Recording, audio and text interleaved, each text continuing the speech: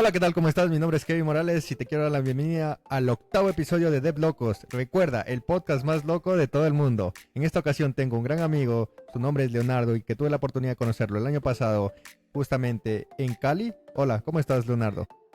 Kevin, agradecido de estar en este espacio y sumamente emocionado por lo que viene. Súper, chévere, chévere, Leonardo. Oye, pues bueno, para empezar el podcast, lo primero que sé preguntar es, ¿quién es Leonardo del Valle? Bueno, es básicamente un tecnocientífico, porque el objetivo está en hacer que todo lo que conviertas y hagas quede como un legado, ya sea para la ciencia o para la tecnología, cualquiera que sean las cosas. Y obviamente disfruto mucho compartir las cosas que sé porque de eso se trata. Básicamente es puro compartir. Súper, Leonardo.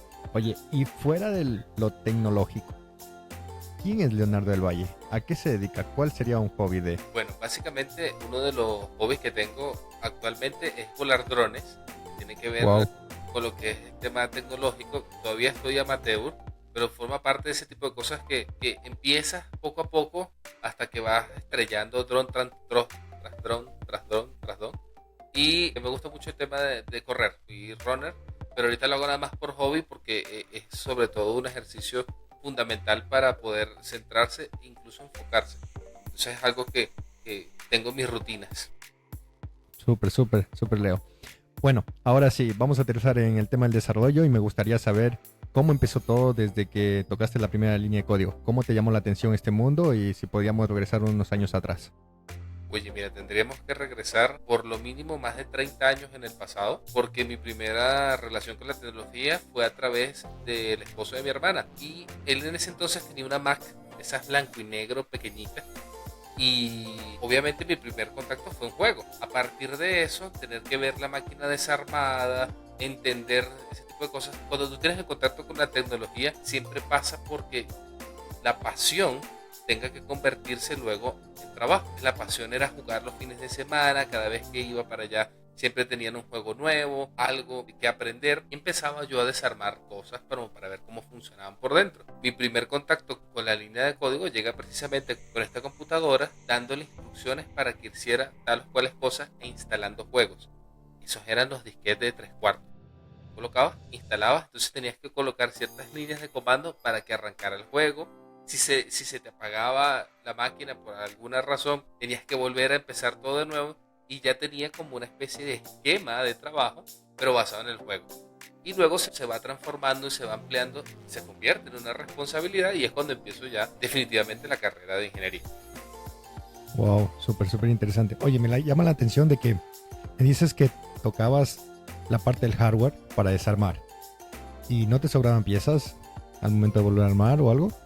No me podían sobrar piezas porque entonces no podía seguir jugando. La lógica era que tuviese el funcionamiento. Y él como trabajaba como agente de Macintosh, como se le decía en ese entonces, no como Apple actualmente, tenía la facilidad de ver esos cementerios de computadoras. Y la primera vez que tuve una tarjeta madre, una placa, tuve aquella tarjeta verde, lo que significa, parecen, y yo lo asemejo mucho a mini ciudades, como si estuvieses frente a la botella de Candor y ves todo el tipo de cosas y empiezas a ver cómo, cómo se construye y llama la atención esa secuencia que está dentro de esa construcción.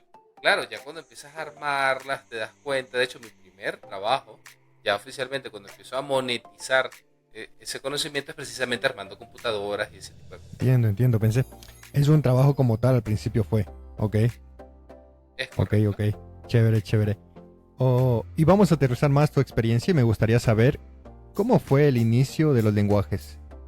Una vez que ya aprendiste del hardware, ¿cuándo indagaste en lo que es el software para conocer tu primer lenguaje de programación? Bueno, sigue siendo de niños, porque la escuela donde yo estudiaba daban computación. Ya estamos pasando unos años, estamos por los años principios, mitad de los 90. Estas máquinas compact que también eran básicamente una novedad en su momento. Y nosotros trabajamos pequeños programitas en lenguaje C, vuelvo una vez más, para hacer juegos, ya sean juegos de letras. Entonces, claro, la clase era aprender, en su momento estaría yo en tercer grado, era para multiplicar, restar, hacías calculadoras y este tipo de cosas. Y claro, con el lenguaje C lo tenías todo estructurado, creabas tu calculadora, hacías tu cuenta. Y hay algo que todos los que han echado código alguna vez se dan cuenta, y esto pasó cuando tú encuentras gente que te dice, no, a mí no me gusta programar, ingenieros que te dicen, no, a mí no me gusta programar. Yo lo relaciono con una vocación, como la primera vez que un doctor tiene acceso a su operación, la primera vez que un arquitecto hace un trazo. Para nosotros es la primera vez que un código te funciona. Cuando tú haces una calculadora, tú dices, funcionó, sin saberlo, sirves para eso. Ese es el momento, el momento eureka, en el que dices, bueno, esto me puede empezar a gustar. Y después de tu primer código, empiezas, bueno, ¿y qué pasa si ahora hago una calculadora, pero que dé números negativos? ¿Y qué pasa si hago un contador de palabras? Y ese simple juego es el que te conecta por primera vez a lo que va a ser el resto de tu vida. Porque después de que haces eso, cada vez que, y esto lo debe saber cualquiera de la audiencia, cuando algo compila, cuando algo funciona, después de mucho intentarlo, porque hay algo que existe en esta carrera de programador, es que uno se niega a rendirse. Desde los tutoriales, desde los manuales, desde Stack Overflow, lo que sea que hayas usado de fuente para garantizar que vas a cumplir tu objetivo, siempre después de que lo logras tienes como un fresquito y dices, funcionó. Y el siguiente paso es buscando otra vez esa misma emoción. Dice, funcionó. Si usted va a programar y no siente ese funcionó, de que tú dices, perfecto. Incluso, si tú te has dado cuenta, uno se regala como unos segundos para contemplar el resultado. Uno dice, wow, funcionó. Tengo media hora intentando hacer que esto funcione y funcionó. Entonces, ese diálogo interno y ese momento es sagrado. Si tú programas y no sientes esas cosas cuando logras algo, esto no es lo tuyo. Es allí donde uno comienza a darse cuenta de que sí puedo estar involucrado en esto. Oye, chévere, chévere. Entonces, evolucionaste con el lenguaje C. ¿Y cómo fue tu paso durante todos estos años con los lenguajes de programación? Y hoy en día, ¿cuál estás abarcando? Yo tengo un amigo que me dijo una realidad hace muchos años. Me dijo, nosotros realmente estudiamos más que los médicos. Y no se me ofendan. Lo digo desde si algún médico está escuchando esto. Sí, y eso tiene una relación muy sencilla. El médico tiene siglos trabajando con el mismo mono. Nosotros no hemos cambiado, nosotros no hemos evolucionado. Ciertas o cuales cosas, biológicamente seguimos siendo los mismos tipos de sangre. Somos el mismo prospecto.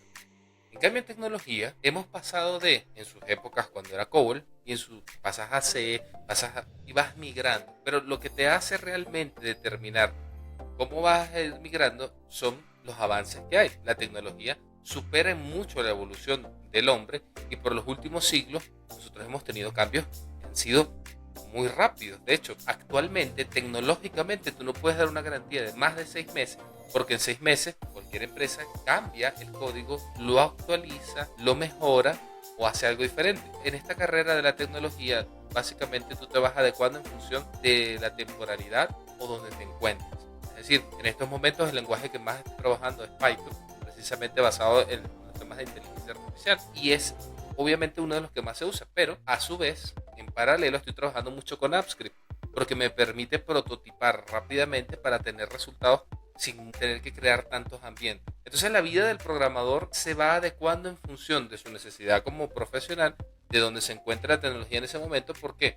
Y esto es importante. En muchos casos hay gente que todavía trabajará con COBOL, temas bancarios y cosas así, pero lo hace simplemente porque en su momento es algo importante. Para la vida del programador, y con lo corto y la obsolescencia programada que hay actualmente, no puedes decir yo soy experto en esto y me voy a quedar aquí para toda la vida. Es imposible. Vas a tener que ir migrando, porque puedes empezar con JavaScript, hoy en día estás trabajando con Go. Es muy difícil pensar. Lo único, y es algo que yo le digo a todo el mundo, lo único que nosotros debemos mantener son los valores, nuestra esencia de trabajo, y sobre todo la esencia de la investigación. No te puedes quedar toda la vida con la misma forma de trabajar, tienes que evolucionar, porque tanto el mercado y las necesidades, sobre todo las necesidades, hacen que tengas que ir migrando y cambiando el estilo y mejorando lo que estás haciendo. Claro. Oye, totalmente de acuerdo con todo lo que dices. Me surgieron dos preguntas de dos, digamos, lenguajes que tú nombraste, ¿sí? El primero es Python y el segundo es COBOL. Tengo dos preguntas. Una para COBOL. Ya sabemos que ha pasado muchos años y que hoy en día muchas empresas lo siguen usando, indiferentemente de la industria. Ahora, ¿piensas o cuál es tu perspectiva de aquí a unos 20, 30, 40, 50 años más? ¿Crees que este lenguaje va a persistir como hoy en día sigue persistiendo, es más, y en algunos casos es un meme para nosotros? Fíjate, hay dos cosas que no se ven cuando la gente piensa en ingeniería de software. Y eso es donde yo siempre le digo a los que están comenzando, no te enfoques solamente en ser programador, porque si te enfocas en ser ingeniero de software, vas a tener muchas más variedades y vas a ser más amplio en lo que puedas realizar. Y cuando cambies de lenguaje, vas a seguir teniendo esa inventiva a la hora de ser profesional. ¿Qué sucede con estos lenguajes que todavía hoy en día para nosotros siguen siendo un meme o siguen existiendo? Yo tengo mentores muchos años que todavía se ríen y dicen, bueno, yo todavía conozco a alguien que es capaz de trabajar en COBOL. ¿Qué pasa? Es el negocio el que mantiene y le da vigencia a la tecnología. Y lo voy a poner con el siguiente ejemplo. Las aerolíneas, que internamente son muy pocas las cosas que salen por temas de seguridad, mantienen muchos formatos y muchos procedures antiguos.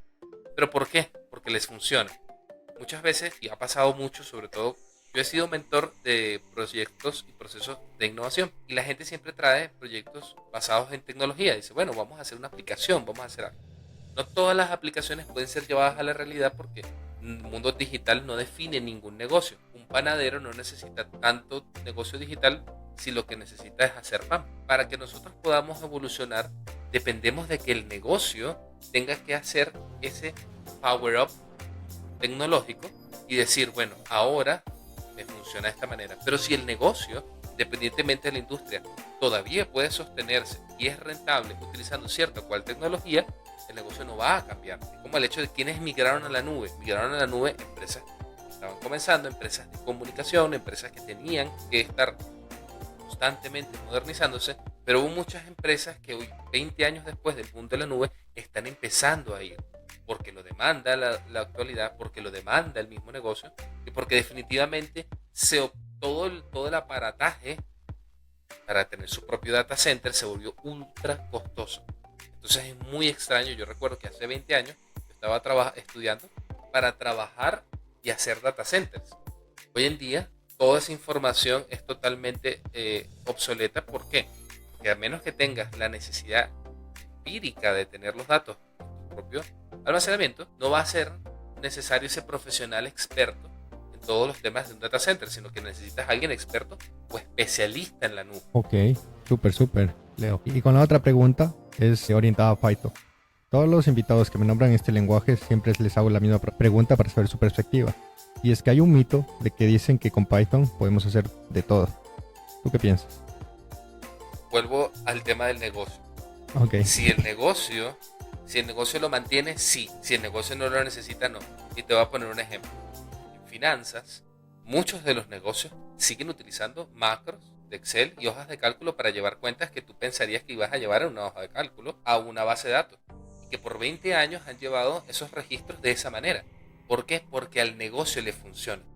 Mientras al negocio le siga funcionando, mientras el negocio siga demandando esa tecnología, va a ser rentable. El día que el negocio desiste, diga, ¿sabes qué? Vas al cementerio de tecnologías, quedas fuera.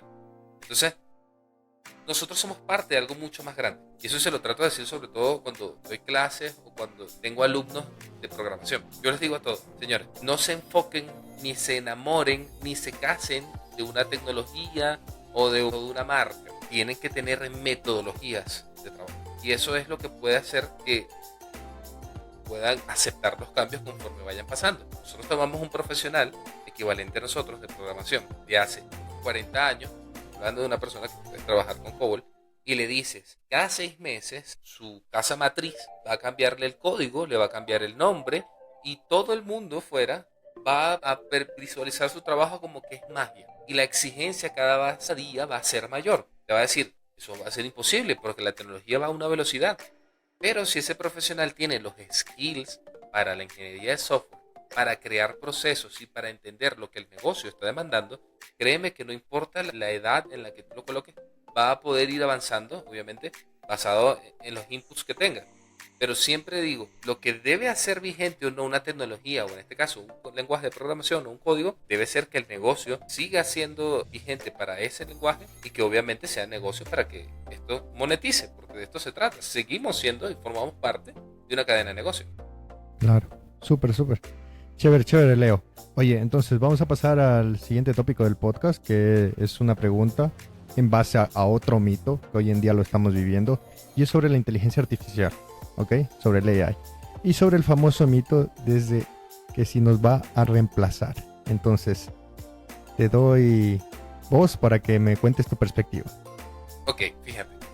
En las clases y en los cursos que estoy dando ahorita, yo siempre le hablo directamente a los profesionales que están ahí.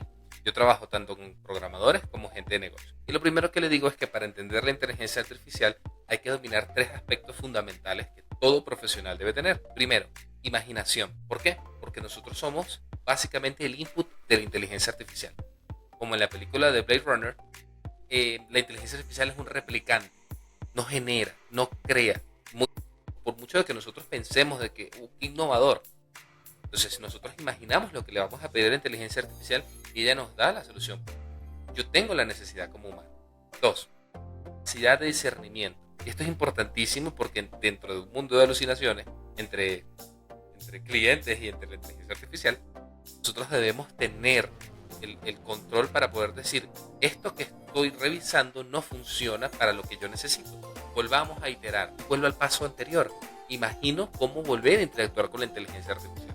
Y esto es importante que se diga porque muchas veces nos están viendo la inteligencia artificial como entretenimiento y es quizás el rango más grande, pero es una herramienta aceleradora que va hasta el último y el tercer paso que le doy a mis alumnos.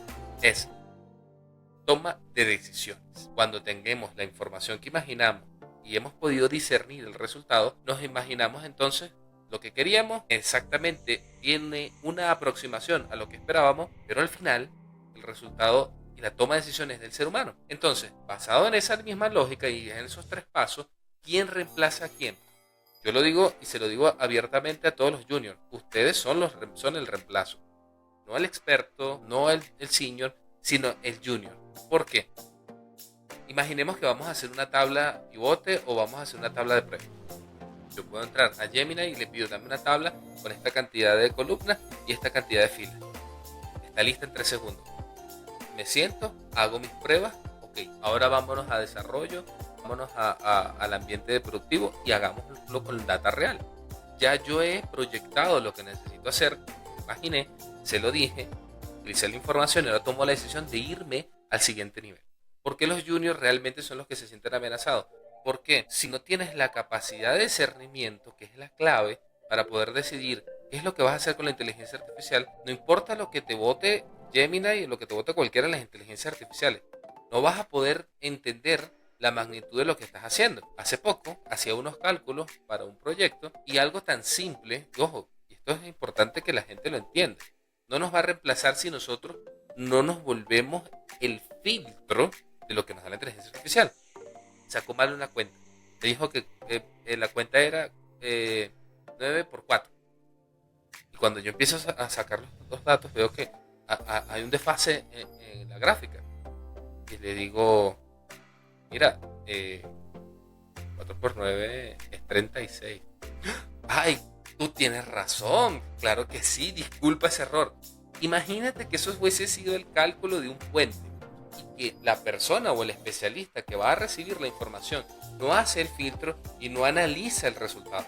¿Se cae el puente? Sí. Entonces la inteligencia artificial realmente es un acelerador. Lo que pasa es que, a ver, cada vez que nosotros vamos avanzando, pasos evolutivos, en innovabilidad, cambios o decidimos hacer algo nuevo, siempre buscamos el miedo. Bueno, y esto es lo que viene, lo que pasará. Si revisamos 2 años atrás, cuando el metaverso era el futuro, todo el mundo estaba haciendo metaverso. Yo llegué a una presentación donde una gente dijo, tenemos 4 años trabajando en el metaverso. Y yo, disculpen, Meta lo llamó hace 6 meses. ¿De dónde vienen ustedes? Porque ya me di cuenta que el futuro no era, porque en el futuro ya murió el metaverso. Entonces hay que manejar, y yo se lo digo mucho sobre todo a los usuarios que no son tecnológicos, que deben verlo como un acelerador. ¿Por qué? Porque si lo pongo muy sencillo, yo tengo que hacer una macro de Excel y estoy a las 3 de la mañana preparando un proyecto y tengo que entregarlo, la macro no me responde. Si yo me equivoco, al día siguiente voy a entregar números dañados. Y bueno, y si multiplica 4 por 9 y la cuenta le sale mal y yo no tengo quien lo lea, peor. Pero ahora yo puedo generar esos espacios donde yo diga, hey, vamos a revisarlo, interactúo con la inteligencia artificial para hacerlo. ¿Qué estamos logrando y qué logra el negocio, qué logra el cliente, qué logra el programador? Y aunque ustedes no lo crean, nosotros logramos ser más humanos gracias a la inteligencia artificial. ¿Por qué?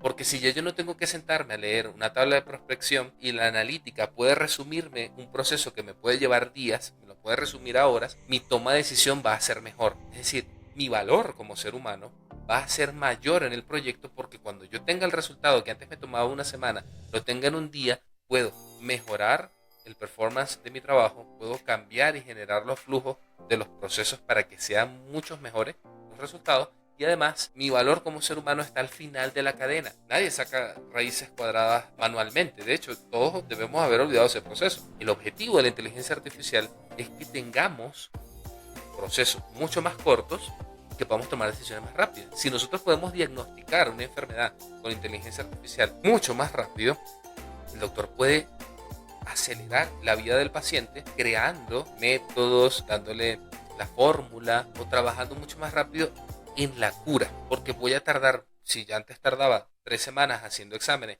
y con la inteligencia artificial puedo llevarlo a horas, puedo atacar rápidamente la dolencia del paciente y salvar una vida. Entonces allí es donde la inteligencia artificial como seres humanos nos mejora. Por supuesto, podemos sentarnos a hablar de lo malo, como todo, pero siempre hay un espacio para poder hacerlo mejor.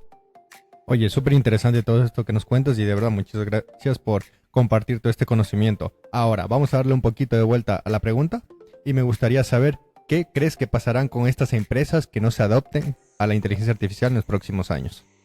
Bueno, eso es interesante. ¿Y eso por qué? Fíjate que nosotros vivimos en franjas, yo lo llamo franjas locales. ¿Qué significa? Para nosotros en Latinoamérica, una empresa puede vivir cierto tiempo sin una base de datos y llevar su negocio con una hoja de cálculo.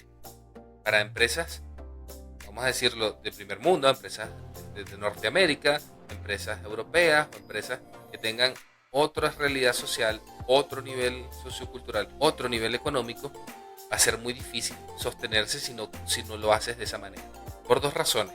La competencia. A Latinoamérica le cuesta mucho implementar una tecnología a gran escala, porque tienen que tomar muchas decisiones, porque hay mucha burocracia a la hora de hacer una migración y mayormente se toman decisiones por fancy. Dice, ay, está de moda la inteligencia artificial. ¿Qué será eso?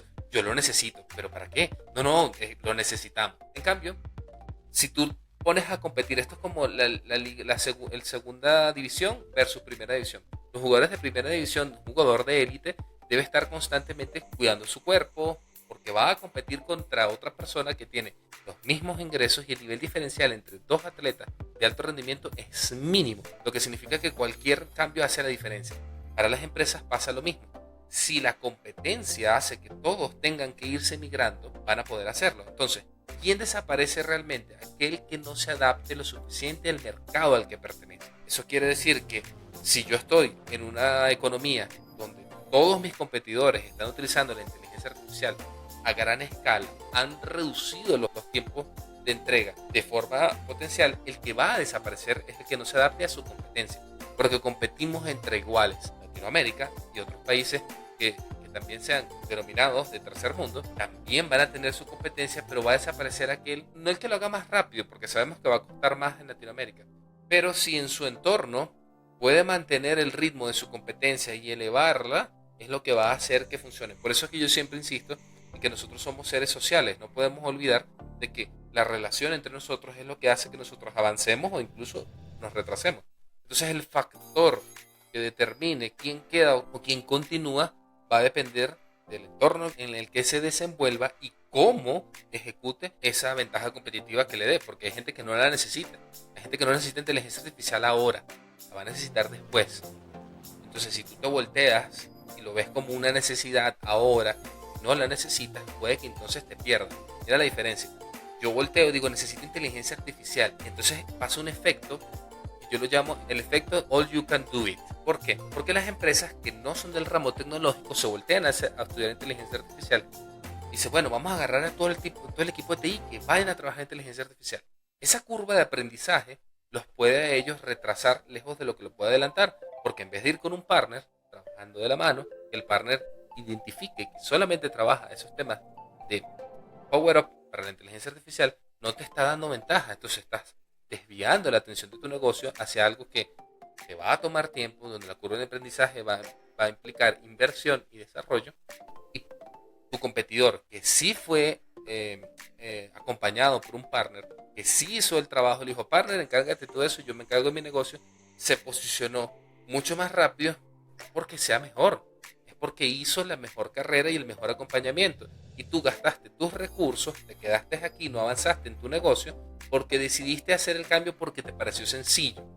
Ese tema, yo siempre les digo a la gente que no se dejen llevar por la publicidad de la inteligencia artificial, sino que realmente tomen la decisión en el momento adecuado. Súper, súper, Leo. Oye, hablando ahorita sobre este tema de la AI, de la inteligencia artificial, me gustaría hacerte una pregunta en base a tu experiencia que acabas de nombrar sobre que has tenido la oportunidad de tener alumnos y todo este seguimiento, ¿no?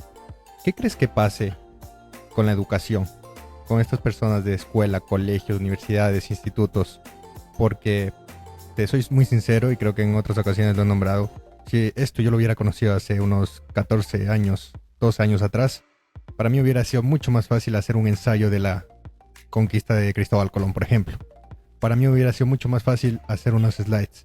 ¿Cómo crees que esto evolucionará para estas instituciones educativas? ¿Crees que esos profesionales que se esperan a futuro estén ligados o enlazados a una inteligencia artificial? Fíjate que es súper interesante porque hay dos tipos de proyecciones en esta vista de dónde va la tecnología. Hay los negativistas que piensan que todo va a ser fatal y están los positivistas. Yo me encuentro de esas que pensamos que vamos definitivamente a una mejora, tanto como especie y como sociedad. ¿Qué pasa con los estudios? Nosotros no podemos, es un ejercicio que hacemos siempre, pero que no es preciso. Si nosotros evaluamos una situación con el nivel de conciencia que nosotros tenemos, en este momento, obviamente tomaríamos decisiones diferentes. Si nosotros regresamos al pasado y todas las cosas que nos avergonzaron en su momento vuelven a suceder, decimos, eso no lo volvería a hacer porque no me voy a exponer de esa manera. Claro, el nivel de conciencia que tienes en este momento es el que adquiriste por haber pasado por todo ese camino. Si nosotros regresamos al pasado y hacemos este ejercicio y viajamos y empezamos a utilizar y tenemos ese efecto, yo voy a revelar aquí dos ayudantes en distintas etapas en temas de estudio. Encarta, cuando no existía el Internet, Google, cuando llegó el Internet, y ahora la inteligencia artificial. ¿Qué cambia al estudiante de ahora, al estudiante que éramos nosotros? Esto depende de la profundidad del maestro que esté en el momento. Quien debe ubicarse a la realidad a la que vive es el docente. ¿Por qué? ¿Qué cosas nos interesan a nosotros hoy en día manejar? Hay mucho material, hay mucho contenido, pero lo más importante para nosotros es tener ahorita salud, el bien más preciado. Somos una de las generaciones más longevas precisamente porque temas como agua potable, vacunas, no voy a entrar en detalles, y todo un montón de cosas que nos están haciendo mejores personas. Nosotros a nuestras edades nos vemos mucho más jóvenes que nuestros padres y que nuestros mismos abuelos. ¿Por qué? Porque ha mejorado nuestra calidad de vida. La tecnología debe entender también que las necesidades de los alumnos que están estudiando ahorita deben ser proyectadas hacia el mundo en el que vive y el mundo que se espera. Por lo general eso casi nunca pasa. Todo el mundo está educado para un mundo que no existe. Si yo pregunto ahorita tal o cuáles ríos de alguna zona específica en Latinoamérica, algunos reconocerán el Amazonas, otros el Orinoco por ciertas partes, todos llegamos a un punto en común. ¿A qué necesitábamos esa información? Y eso se explicó. Hay un estudio precisamente sobre docencia que va explicando cómo se va diferenciando el conocimiento. Vamos a poner 50 años. Conocimiento era tener una biblioteca en tu casa con muchos libros. Conocimiento hoy en día es poder sacar el celular y preguntarle a cualquier inteligencia artificial o seguir preguntándole a Google qué pasa con esto, tal cosa, qué significa. Tenemos la información al alcance de la mano. Son las herramientas y el mundo que tú quieras moldear el que determina cómo vas a usar la tecnología a tu favor. Por ejemplo, si tú estás en una zona, cuando lleguemos a colonizar Marte o la Luna, a esa gente no le interesará historia del arte. Esa gente va a tener que aprender a cosechar en condiciones de atmósfera adversa. ¿Qué pasa cuando venga una tormenta? Es decir, si los sistemas educativos entienden que debes crear un ciudadano informado para el mundo que le toca y con la información que le conviene, pues vas a poder aprovechar la inteligencia artificial. ¿Qué pasa? El maestro va a tener que ser un coach, como se ha dicho por muchas partes. ¿Por qué? Porque él ya no va a ser la fuente de información, porque tú al alcance de la mano tienes acceso todas las bibliotecas del mundo. Él debe saber ayudar a esta persona, a este joven que está comenzando, que tiene una madurez tanto emocional como cognitiva y todo ese tipo de cosas, a manejar esa información. Si yo siento un niño de 5 años en un tanque y lo dejo tocar todos los botones, van a morir todos allí. Ese mismo símil pasa con la educación. Tú no puedes sentar a un chico y decirle, bueno, listo, lo que te salga, haz lo que te nazca. No puedes. Entonces, debe ser la institución, y en este caso el docente, el que ayude a entender a ese chico que va a estar en ese panel de control cómo tomar decisiones. Por eso insisto en los 3 puntos que dije al principio. Profesionales con imaginación, porque nosotros no podemos ser autómatas. Nosotros tenemos que darle conocimiento a la inteligencia artificial para retribuirlo, tener nuestra capacidad de discernimiento y por último tomar la decisión, porque eso es lo que nos va a diferenciar. La toma de decisiones, vamos a decirlo, los escenarios que se presenten a este profesional del futuro. Qué chévere hablar contigo sobre este tema y creo que nos podríamos ir de largo hablando sobre la inteligencia esto artificial. Da para mucho. Bueno, pasando al tema principal del podcast y bueno, ya vamos a abarcar prácticamente el low code para impulsar la adopción rápida de la AI hoy en día. Y lo primero que te voy a pedir, Leo, es que nos definas para la audiencia que nos está escuchando y nos está viendo en este momento, ¿qué es low code? Okay, low code es una metodología donde yo puedo crear aplicaciones sin necesidad de líneas de código. Dejo de lo que venimos hablando hace unos minutos. El low code te permite a ti crear aplicaciones, apps, aplicaciones de dispositivo móvil o cualquier otro tipo, simplemente siguiendo un patrón, creando una estructura y mostrando esta aplicación sin necesidad de líneas de código. ¿Y cuál crees que sería la principal ventaja versus una aplicación creada desde código? Esto es interesante porque en las presentaciones yo siempre le digo a la gente que están nuestros compañeros, nuestros experts de Flutter, experts de Android, y yo siempre digo a la gente, bien, ¿qué tiene low code para ofrecer? En una primera fase para un programador te ayuda a prototipar rápido. Si tú piensas presentar un proyecto, a monetizar, necesitas ser más rápido que tu competencia o lo suficientemente ágil para que el cliente tome una decisión y puedas empezar a trabajar y cierres tu negociación. El low code te ayuda a poder prototipar de forma más rápida y a explorar sin que te cueste tanto dinero. Imagínate construir un home desde cero. Perfecto. Tú dices, bueno, existen plantillas, existe esto. Excelente. Nadie está diciendo que no. Pero además, el low code te puede generar bots de ayuda, automatizaciones de manera rápida y es un sistema SaaS, porque tú tienes toda la información y la estructura a disposición para mostrar. Y además, a estas alturas ya hay muchos procesos y buenas prácticas que están homologadas. Nunca vas a encontrar el logo de una aplicación en el medio de la pantalla. Siempre está en la esquina superior izquierda o la esquina superior derecha. No hay que innovar en algo que ya está establecido. Entonces el low code, a través de estas plataformas, te permite poder prototipar y tener rápidamente información y poder conectar. ¿Por qué? Que nadie hace informes de 100 páginas para decir cómo funciona algo. Montas un dashboard, haces números rojos, dice cuando este número llegue a 0, nos perdimos.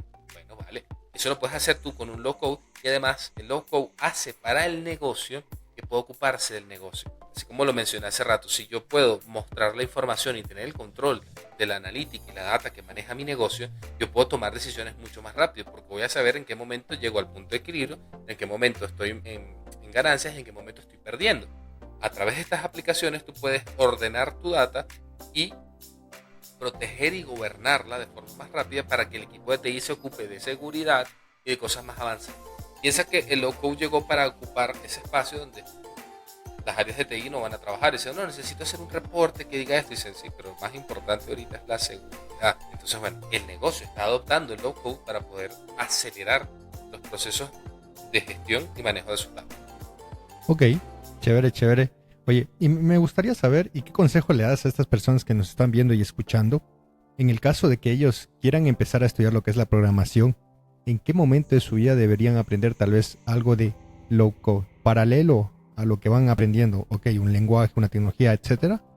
¿O crees que se podrían, tener una expertise en low code y hacer una carrera con esto?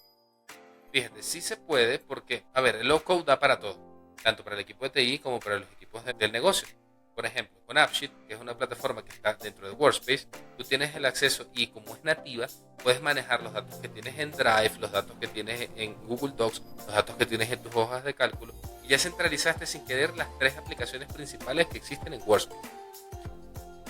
Nosotros desde que nos levantamos estamos expuestos a aplicaciones, ya sea que mandes mensajes por WhatsApp, ya sea que hagas una videollamada, siempre estamos en una aplicación. De hecho, el éxito de que nosotros estemos hoy reunidos es a través de una aplicación.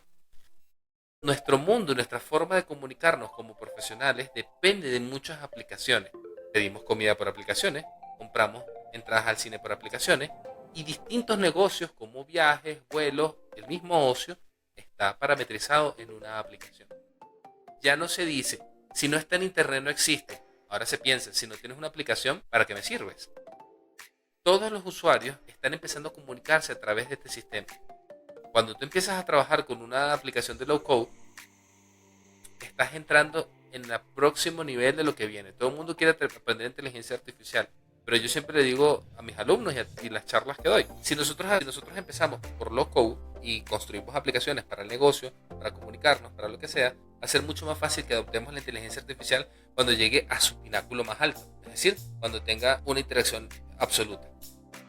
En este caso, si quieres hacer carrera, yo siempre digo, el low code va a tener un límite. ¿Por qué? Porque dentro de su entorno todo va a ser low code. Pero cuando intenta que interactuar con otras plataformas, por ejemplo, desde AppSheet hasta SAP, desde AppSheet hasta GCP, desde AppSheet hasta Vertex, desde AppSheet hasta Gemini, yo necesito tener conocimiento de código para conectarme al API, para conectarme a los servicios de REST y hacer un engranaje de todo. Entonces el low code te va a ayudar a entender lo primero, lo básico, a no perder el tiempo en fronts. Yo siempre lo digo así, digo, tú tienes que perder tiempo en un front porque estás dentro de un ambiente controlado, el login ya es automático por Workspace y el usuario no tiene que ponerse a inventar un authentication, no, ya eso está allí. Preocúpate por la información, por tomar negocio y vas a mejorar mucho más. Entonces siempre es importante y va a ser parte del crecimiento que nos viene ahora encima. Súper, súper. Oye, y nombraste esta famosa plataforma AppSheet. ¿Puedes contar un poquito más e indagar sobre cómo podríamos aprender sobre esto? Bueno, lo primero, vayan a mi canal. Ok, súper. Pero bueno, eso lo vamos a ir compartiendo. A ver, AppSheet viene por defecto dentro de la suite de Workspace. Lo que significa que al igual que Drive, al igual que Google Docs, todo usuario con una cuenta de Gmail tiene acceso a esta aplicación. La aplicación te permite a través de templates entender cómo funcionan, qué cosas puedes usar y cómo poder construir, por eso les dije, a través de buenas prácticas, información y servicios que ya hoy en día estamos requiriendo con una sola licencia. Lo único que haces es, bueno, yo necesito una aplicación para hacer inventario. Vas, buscas un template de inventarios y lo haces. Esa idea de los años 90 de hacer una macro para todo, donde le dediqué 3 meses. Y yo siempre le digo a la gente, muy sencillo, ¿quién en su currículum pone experto en macros de Excel? Nadie. ¿Por qué? Porque es un skill que ya está deprecado. Crear aplicaciones a través de estos sistemas facilitan los métodos de comunicación. AppSheet tiene dentro de sus formas automatizaciones para lecturas de objetos de OCR. Puedes crear bots que te envíen correos automáticos, que creen documentos. Entonces puedes crear todo un workflow que te permita facilitar dentro de tu organización la comunicación de datos, el análisis de los datos, porque puedes crear dashboards, puedes hacer toda una gran cantidad de pantallas y comunicaciones y además tienes un asistente de inteligencia artificial que te ayuda. Estás acelerando la forma en la que organizas tu información y estás centralizándolo de todo a través del servicio que te da Google encapsulado dentro de AppSheet. Entonces te permite recorrer mucho más rápido espacios que antes tenías que, mira, necesito contestar un correo, mandar este objeto. No, yo tengo todo parametrizado en una hoja, puede ser una hoja de cálculo que va a funcionar como base de datos, construir un documento y enviarlo periódicamente si así lo deseo. Son muchas las cosas que puedes automatizar a través de AppSheet. Ok, genial. Ahora me surge una pregunta en base al low code y lo de AppSheet. ¿Tú crees que las startups o alguna persona que piense un producto para construirlo lo puede hacer tranquilamente con AppSheet, con low code? Pero ¿en qué momento tú crees que debería ser, oye, ya es hora de pasarte a una app, a una web, a un backend, a algo sostenible, algo escalable, algo donde tú tengas control de todo. ¿En qué momento tú crees que esta persona ya tendría que hacer ese salto? Fíjate, en el dimensionamiento. Porque Ok. una startup somos 5 personas que nos reunimos a hacer otra cosa y necesitamos organizar lo que tenemos internamente. Creamos una aplicación interna donde subimos los datos, el cliente y llevamos el orden. El nivel de especialización, y es donde se diferencia y donde nos va a ayudar mucho la inteligencia artificial, es la customización del servicio. ¿Por qué? Porque en el momento que nosotros elevemos y la dimensión sea mucho más grande, cambiamos. Por ejemplo, AppSheet se conecta con BigQuery. AppSheet tiene la capacidad de hacer gráficas, análisis y todo ese tipo de cosas. Pero esta plataforma puede interactuar con BigQuery, siendo BigQuery el modelo más inteligente de los dos. ¿Por qué? Porque trabaja por volumen y tiene una dimensión mucho mayor. Realmente, cuando nosotros dejamos la aplicación de low-code, ya prototipamos, probamos que funciona la inteligencia artificial, nos conectamos con Vertex, bajamos varias cosas y ya entendemos en esa dimensión pequeñita cómo funciona. Entonces es donde pasamos al siguiente nivel y decimos, bueno, perfecto, ahora necesito mayor capacidad de cómputo, necesito un mejor procesamiento y más rápido, y empiezo a utilizar herramientas mucho más poderosas y más veloces. Me voy a BigQuery para los temas de datos, me voy a un NoSQL para el arreglo de mi información y empiezo a trabajar con plataformas como Flutter, mucho más robustas, que me van a abrir el abanico. ¿Qué es lo que cubre la inteligencia de negocio con este tema de low code? Te cubre el primer paso. ¿Por qué? Imagínate tener que demostrarle a un cliente si funciona o no Vertex, teniendo que montar toda una infraestructura en Flutter, cuando puedes hacerlo con algo ya preparado, listo, porque el cliente lo único que necesita ver es que realmente te conectaste, que tienes la información. Dices, perfecto, mira, si funciona, lo probé, vamos a escalar. Es en el crecimiento donde nosotros tomamos la decisión de cambiar. Dice, bueno, listo, vámonos al... ¿Por qué? A veces la gente no dimensiona, y eso pasa mucho y lo veo mucho, sobre todo cuando empieza la gente y dice, bueno, vamos a empezar ya, y vamos a hacer esto Flutter, y vamos a montar Firebase, y vamos a meter esto, y no sé qué. Y le digo, sí, ya va, tienes el presupuesto, tiempo y recursos para hacer eso a esa escala. No, pero es que es la mejor forma de empezar. Bueno, ya existe una forma. Empieza por la base, prototipa, erra de forma rápida, equivócate lo más pronto posible para que cuando lo escales digas, listo, ya sé cómo va a funcionar, porque eso es algo también que tienen que tener todos los profesionales. Por eso yo insisto en el tema de ingeniero de software y no solamente en el de programador, porque tú tienes que tener la visual de poder decir, bueno, cuando llegue el nivel que necesito que tengan los 500.000 usuarios conectados a mi plataforma, debo tener esta capacidad de cómputo, tengo que arquitectar muy bien el encolamiento, pero lo voy a hacer en la estructura más grande. Si lo vamos a probar 10 personas, yo puedo conectarme a cualquiera de los servicios de GCP a través de AppSheet, probamos que funciona y entonces hago mis cálculos y dimensiono. Es allí, y esa es la verdadera forma de escalar desde un low code hasta arriba. Por supuesto, también puedes hacerlo de híbrido. El low code se encarga de un departamento chiquitito y lo otro grande lo que hace es entregarle al low code la información necesaria, y como lo puedes conectar con bases de datos, con BigQuery, con lo que tú necesites, puedes tener una ventana pequeñita que te ahorre tiempo.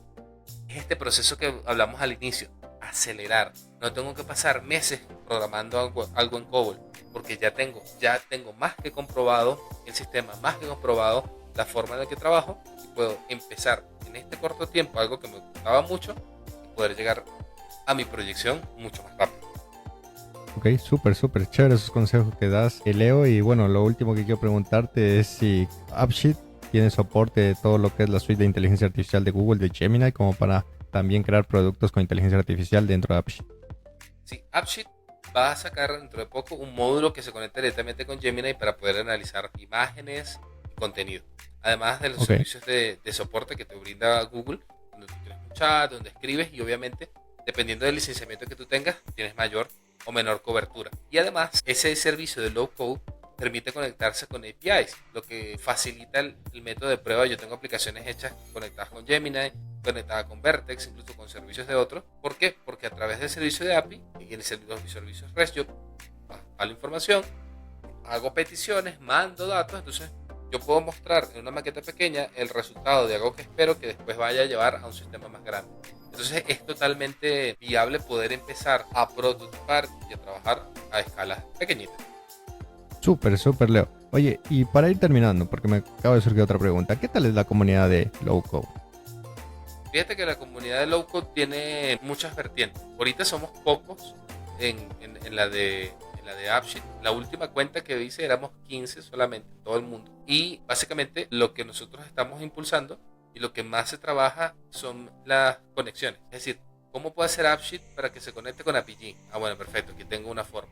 Y te permite digitalizar ese mundo de hojas de cálculo que están sumergidos muchas empresas porque te automatiza y centraliza los datos. La comunidad es bastante abierta, preguntas y siempre hay alguien disponible para responder y la interacción es bastante fluida. Entonces es muy abierto el canal de comunicación. Chévere, chévere, Leo. Bueno, vamos a pasar al siguiente tópico del podcast y No bueno, se diga más. la pregunta que la vine incluyendo en esta segunda temporada es ¿qué le dirías a tu yo de hace 10 años atrás? Básicamente, lo que está estudiando no se enamore porque va a cambiar pronto. Le diría que el futuro es prometedor e incierto a la vez y que básicamente no hay absolutamente nada por qué preocuparse porque nada va a estar calculado para cuando llegue el momento. Nada, todo es incierto, ¿no? Es la mejor Genial. forma de vivir. Chaplin decía que la vida es un ensayo, entonces todos los días te puedes caer y volver a empezar. Lo mismo, y yo creo que esa filosofía es lo que hace, lo que puede hacer que baje mucho estrés y mucha presión. Dice, ¿sabes qué? Hoy nos equivocamos, mañana volvemos, intentamos, compilamos, si no corre, lo volvemos a intentar. No existe un deadline a morir. Por más allá de las responsabilidades, esto no exime las cosas que hagamos, pero yo creo que si nosotros entendemos de que todo es ensayo y error, método de descarte, va a ser mucho más sencillo. Entonces le inculcaría una vez más, dice, mira, hey, método de descarte, no te deja el cuadriculismo. Genial. Bueno, vamos a entrar ahorita al tópico de las preguntas de DevLocos. Son 5 preguntas y ahí va la primera. ¿Recuerdas cuál fue tu primer pago como desarrollador de software y qué hiciste con él? Ok, el primer pago como desarrollador de software me fue al cine, porque fue una tablita que hice de una base de datos, precisamente este mismo proceso, y dije, bueno, perfecto, con esto me voy a ver una película. Chévere, chévere, Leo. Vamos con la Por siguiente. cierto, de la película me acuerdo, A la ver. peor de las Batman uno. Genial. Vamos con la segunda. ¿Alguna vez has tenido un error tan grande que te hizo reconsiderar tu carrera como desarrollador? Fíjate que sí había un sistema de un servidor que no arrancaba y yo decía, pero ¿qué será? Entonces, claro, tú pasas varios niveles, consultas la documentación, consultas a tus amigos y después vas a un nivel superior y dices, Dios, ayúdame, tírame algo. Entonces en ese momento de incertidumbre dice, ¿será que es por aquí? Estaba empezando y obviamente necesitaba una luz. Llegó la luz y sí, aquí estoy todavía. Vamos con la tercera. Si solo pudieras trabajar con un framework o lenguaje por el resto de tu vida, ¿cuál sería y por qué? Yo trabajaría con Python porque da para todo. Genial. Ahora démosle la vuelta a la pregunta. Y es, si pudieras borrar un lenguaje de programación del mundo, ¿cuál sería y por qué? Java. Cuidado con lo que dices. ¿Cómo? ¿Por qué? Porque Java se convirtió en un psicoterror. Cuando yo estaba estudiando en la universidad, lo que pasa es que Java fue una propaganda de cada minuto. Y ya hiciste el curso de Java, ya terminaste el curso de Java, dicen, no, ya va a terminar la carrera. Pero es preferible que aprendas a estudiar Java antes de que termines la carrera. Ya va, pero es que eso no va a servir para toda la vida. No has estudiado Java. Y tanto dieron con el tema de Java que el primer trabajo que tuve lo utilicé, gracias a Dios me cambié, no volví a utilizarlo, pero el tema que tengo con Java es que me pareció demasiado tóxica la forma en la que se lo metían a la gente por los ojos. Estudiaste Java, no sabes Java, por Dios, es que no eres nadie si no sabes Java. Han pasado más de 20 años y hay muchas opciones antes que Java. Súper chévere. Ahora, y por último... Por eso no lo pensé, respondí de una. Sí, lo sabías ya. ¿Qué es lo más raro o inesperado que has encontrado en el código de otra persona? Etiquetas de me quiero ir a la playa. Era como una especie de deadline. Entonces cada vez que lograba algo, decía, estoy más cerca. Termino esto y me voy a la playa. O sea, yo me imagino el nivel de presión que tenía cuando estaba escribiendo ese código, que se ponía como notas de alivio, de motivación. Tú puedes. Entonces, claro, yo me imagino. Entonces, claro, en el log, cada vez que terminaba un ciclo, decía, perfecto, está completo, ya nos vamos a la playa. Ya solo faltan 2 días. Y dije, bueno, es motivador. Yo nunca, porque siempre por la gente pone hello world, it's success, it works. Sí. Este se motivaba de que pronto voy a salir de aquí y esto va a terminar. Me encantó. Chévere. Bueno, vamos a pasar al último tópico del podcast, que prácticamente es que nos des un consejo a las personas que están viendo este podcast o nos están escuchando y quieren empezar a programar. Bueno, lo primero, tengan su momento eureka. Para aprender a programar, como cualquier otra profesión, sí, se necesita pasión. Porque ese clic de esperar de que funcione algo, y cuando funciona te emociona, es lo que te hace pensar que estás en el lugar correcto. Si lo estás haciendo porque es por moda, porque te lo dijeron, replantéatelo muy bien, porque lo importante es que tú tengas las herramientas para moverte y tomar decisiones en algo que se va a convertir en tu carrera.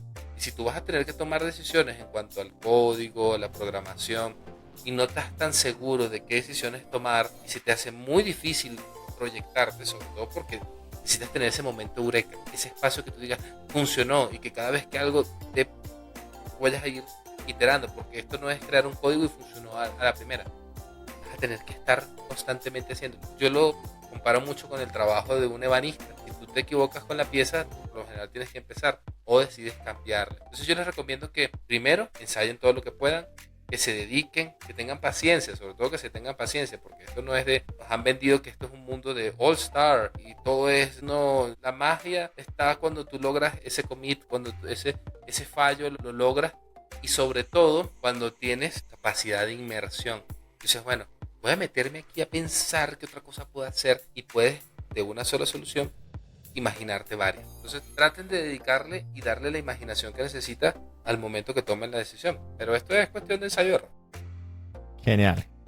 Chévere, Leo. Oye, de verdad, muchísimas gracias por tu tiempo y por haber estado en el 8º episodio de Dev Locos de la 2ª temporada. Por último, me gustaría que des tus contactos o dónde te podemos encontrar. No, bueno, excelente. Yo en LinkedIn me consiguen como Leonardo Mauricio del Valle Carrasquel, así completo. Ok. Es la red con donde más publico cosas, precisamente para no apabullar a las personas y que estén buscando en muchas redes. No, por lo general todo mi contenido técnico y profesional siempre está allí. Si quieren alguna consulta me pueden escribir y me van a encontrar siempre por LinkedIn. Genial, de verdad. Muchísimas gracias. Reitero el agradecimiento por haber estado en el 8º episodio y para la audiencia nos vemos en el próximo capítulo. Muchísimas gracias. Hasta luego. Bye. Hasta luego, gracias.